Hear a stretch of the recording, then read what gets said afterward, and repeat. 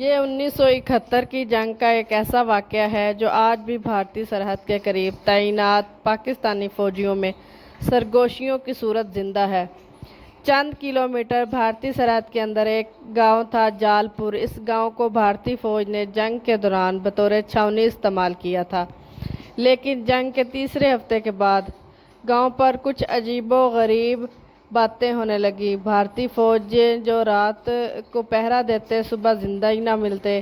ان کے چہرے پر خوف کی ایسی تصویر ہوتی جیسے موت کو سامنے دیکھ لیا ہو۔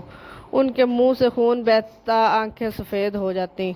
فوج نے ایسے پاکستانیوں کی چال سمجھا اور گاؤں کے مرکز میں مزید فوجی تعینات کیے، مگر پھر ایک رات کچھ ایسا ہوا جس نے خود بھارتی فوج کو گاؤں سے بھاگنے پر مجبور کر دیا۔ ایک سرد رات 9:01 پر ایک عجیب سی گھنٹی بجی۔ وہ گھنٹی نہ بج رہی تھی نہ رک رہی تھی، صرف محسوس ہو رہی تھی۔ پھر 9 منٹ تک مکمل تباہی برپا ہو گئی۔ گاؤں کے اندر چیخوں کی آوازیں آنے لگیں، بندوقیں خود بخود چلنے لگیں۔ فوجیوں کو کوئی نظر نہیں آ رہا تھا، نہ نظر آنے والا کوئی دشمن تھا، نہ کوئی اور تھا، اور وہ دشمن کو ہوا میں اٹھا کر پھینک رہا تھا۔ کچھ سپاہیوں کا کہنا تھا کہ انہوں نے نیم جلتے ہوئے بغیر آنکھوں والے سپاہی دیکھے جو زمین سے نکل کر حملہ کر رہے تھے۔ صرف ایک بھارتی سپاہی رجویر سنگھ بچ پایا، وہ بھی پاگل ہو چکا تھا۔ اس نے دہلی میں بیان دیا کہ وہ پاکستانی نہیں تھے، وہ کچھ اور تھے۔ وہ جنگ میں مارے گئے روحانی سپاہی تھے جنہیں صرف ایک چیز چاہیے تھی، انتقام۔